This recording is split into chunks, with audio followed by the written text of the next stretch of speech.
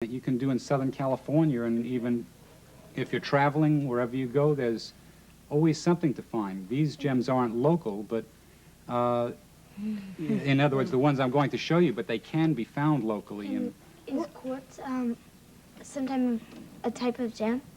Yes, quartz can be a gem when it's amethyst color. You hit it on the nose. This is actually quartz, but when it's colored like this, it's called amethyst. Purple. And this, yes, I noticed purple amethystine color.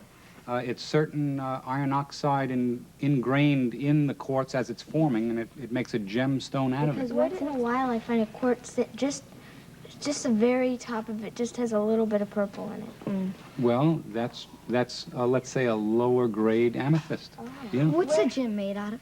Well, gems are various hard. They've got to be a hard stone in various qualities, of course, but of course there are diamonds. Diamond is the hardest stone in the world, second on the Mohs scale. In other words, talc is number 1. That's the softest mineral, not a gem. But number 9 is ruby, and it's corundum.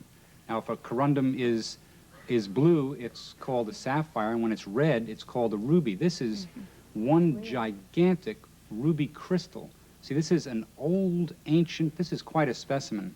It's a doubly terminated ruby crystal. This is one entire crystal. See, it's a 6-sided. This is the second hardest mineral in the world. This comes from Mysore, India. How can you call it a ruby when it's not red? Well, it is. See the color? Now here, on the tip, it's red. It changes color within. This would make one giant cabochon if it were to be cut, but it's such an enormous crystal. It's one of the largest raw crystals in the world. Are they very valuable? Yes.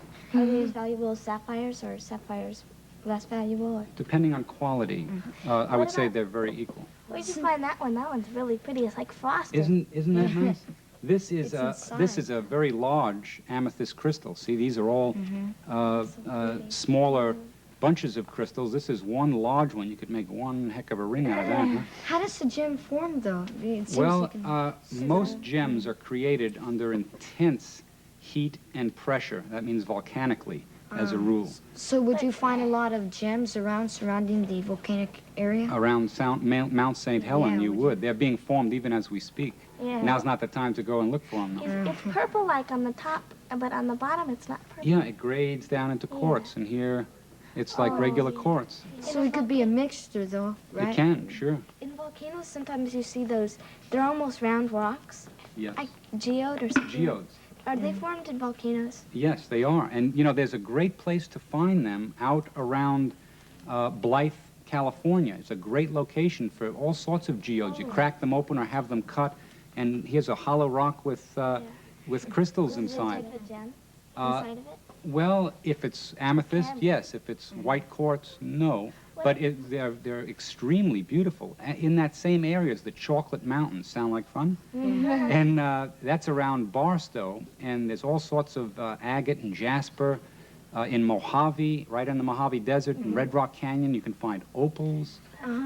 When we were going to Mammoth Lakes, where the earthquakes occur, we went to the Red Rock Canyon area. Right. It was all red. I mean, oh, it's orange, beautiful. red. It's like a miniature Grand Canyon. Something else What we about do weird? over the summer is, my friends have been fossil hunting, and they found a lot of fossils Oh, recently. really? Yeah. Well, you never know what you're going to find when you go out. You know, taking a rock hammer, always use goggles. Always. You'll take a chip on something hard, and just takes one flake in the eye, and you could lose it. If you cut that open, is it rock or is it gem?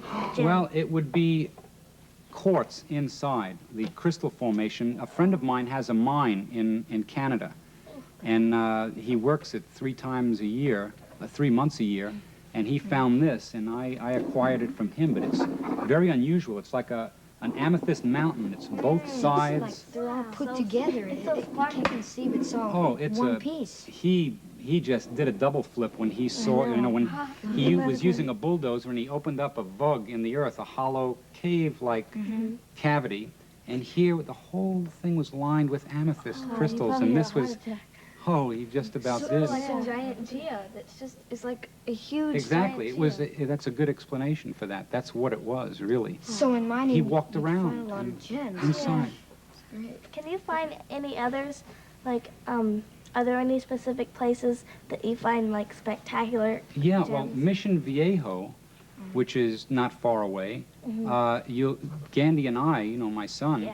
we look around there all the time, and we find beautiful calcite crystal formations, as well as a lot of fossil shark What do you teeth. mean when you say crystal formations? Well, they're crystals coming out every which way, so it makes a great mineral specimen. Are they like points though? All the Yeah, Like they're terminated ice- points and clear, you can see through them. San Diego's got tourmaline you can find. The Santa Monica Mountains has various crystal, including amethyst. You know, something happened to me when I was in Africa, some time ago. I took a picture of this lion on a rock, okay? And here is a ruby sticking out of the rock. And I hope people at home can pick that up. Yeah. But I had it analyzed at the Museum of Natural History in New York, and their gemologist says it's a gigantic plum-sized ruby. No, I didn't see it until I got home.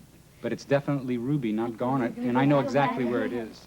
If you were to find it, could you keep it, or do you have to show it to the government and they make Here's up the ruby what right happens? here. Well, the government's now stable, so I would pay a duty. The duty would be high. Did Gandhi find any gems? So like, can kids find them as easily? I mean, I know not Oh, as sure. easily, but Don't forget to wear goggles. And when you're out there, you'll find things if you look hard enough. And always, you know, when you're out there, you're going to find great country. Even if you don't, you'll have a wonderful Yeah. time. Wow, that's interesting. Well, that's about it for this time in this year's Safari, Arnie. But have a real neat summer. You too. Have a good and safe one, too. All right, thanks. Why don't you plan to stop in and see Safari Arnie in person sometime this summer? He has a super pet shop over on the Laurel Plaza shopping mall in North Hollywood, and he's always glad to see you. The name of his store is the Safari Pet Center. That's the Safari Pet Center in North Hollywood. Here's some for you kids. Hang in there. We'll be right back with another guest in this time out. Stuff your collection.